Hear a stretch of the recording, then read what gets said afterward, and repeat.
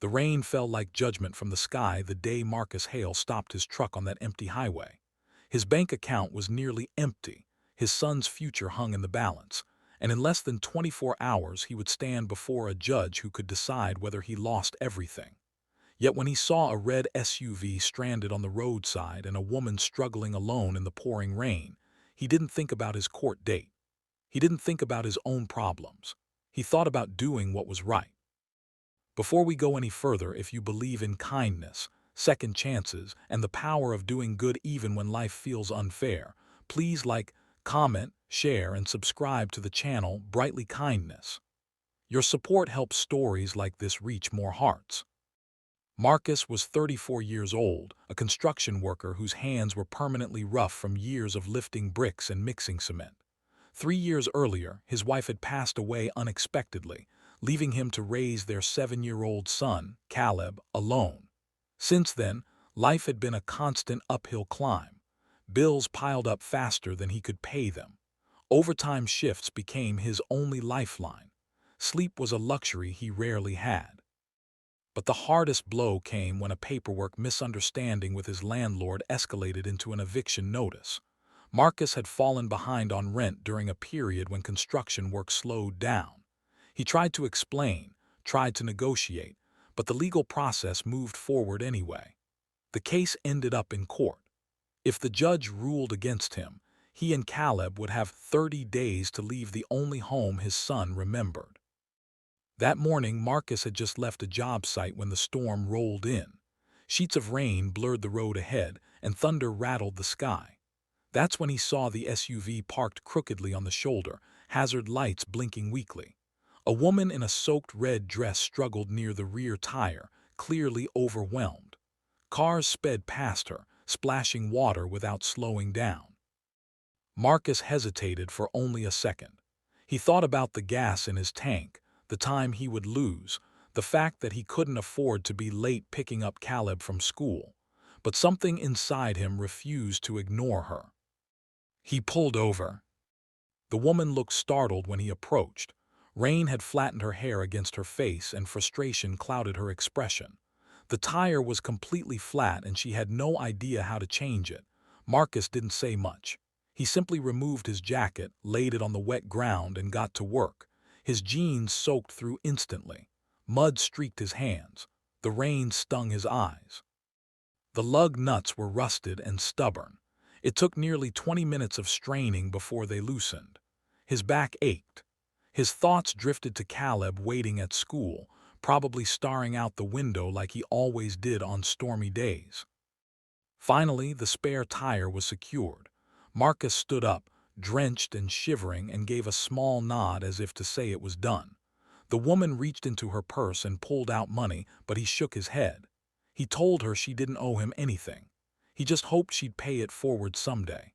Then he jogged back to his truck and drove away before she could insist. He didn't know her name. He didn't ask. That night, Marcus sat at the small kitchen table in his modest apartment, helping Caleb with spelling homework. The rain had finally stopped, but a heavier storm brewed inside his chest. Tomorrow was the hearing. He had gathered every document he could find: pay stubs, letters from his employer, receipts proving partial payments. Still, he feared it wouldn't be enough. A knock at the door startled him. When Marcus opened it, he froze.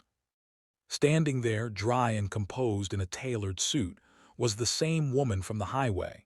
Her hair was neatly styled now, her posture confident. She looked nothing like the distressed figure from the rainstorm. She introduced herself as Judge Elena Whitmore. Marcus felt the ground shift beneath him. She explained that she had traced his license plate after he drove away. She had wanted to thank him properly. What she didn't mention at first, but what he quickly realized, was that she was the judge assigned to his eviction case. His throat tightened. He wondered if helping her would now look like an attempt to gain favor. He felt embarrassed, almost ashamed, even though he had done nothing wrong. Judge Whitmore assured him she had not come because of the case. She came because, in a moment when no one else stopped, he had shown her something rare. She stepped inside briefly and noticed Caleb's drawings taped to the walls. The neatly stacked school books, the careful way Marcus had made a small space feel warm. She saw a father doing his best with very little. The next morning, Marcus entered the courtroom with his heart pounding so loudly he could barely hear his own footsteps. Judge Whitmore sat at the bench, professional and composed. There was no trace of the woman from the roadside. The courtroom was formal, structured, unforgiving. The landlord's attorney presented their argument: missed payments, contract violations, legal rights. It sounded cold and precise. When it was Marcus's turn, his voice trembled but did not break. He spoke about losing his wife, about working double shifts, about wanting stability for his son. He admitted his mistakes. He did not beg. He simply asked for time. The room felt still. Judge Whitmore reviewed the documents carefully. She asked questions that cut deeper than Marcus expected, not to trap him but to understand the full story. She confirmed his employment stability, his recent consistent payments, and his plan to catch up on arrears. Then she made her ruling. Instead of granting immediate eviction, she ordered a structured repayment agreement. She cited mitigating circumstances and Marcus's good faith efforts. As long as he met the schedule, he and his son could remain in their home. Marcus felt the weight of the world lift from his shoulders. It wasn't charity. It wasn't favoritism. It was fairness. But he couldn't ignore the quiet truth that kindness had come full circle. Outside the courthouse, he looked up at the clear sky. For the first time in months, hope felt real. He picked up Caleb from school that afternoon and told him they weren't moving. His son's face lit up in a way Marcus would never forget. Weeks passed. Marcus worked harder than ever, determined to honor the opportunity he had been given. Judge Whitmore never mentioned the roadside encounter in court, and Marcus never spoke of it publicly. Their connection remained unspoken, built on mutual respect. Life didn't magically become easy. Bills still came. Work was still exhausting.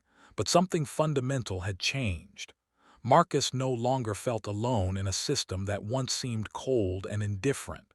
He understood that integrity matters, even when no one is watching. If this story has touched your heart so far, please take a moment to like, share, and comment. And before we reach the end, I want you to comment the word hope, if you believe one act of kindness can change a life. Years later, Marcus would tell Caleb about that rainy day, not about the judge, not about the case, but about the choice to stop. He would say that sometimes the most important moments in life arrive when you are struggling the most. That kindness is not a transaction.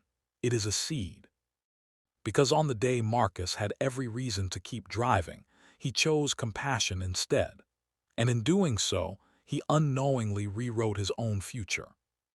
If this story moved you, if it reminded you that goodness still exists in unexpected places, please engage with this video and support the channel.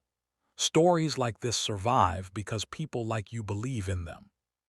And remember, sometimes the person whose fate you change with a small act of kindness might be the very person holding yours.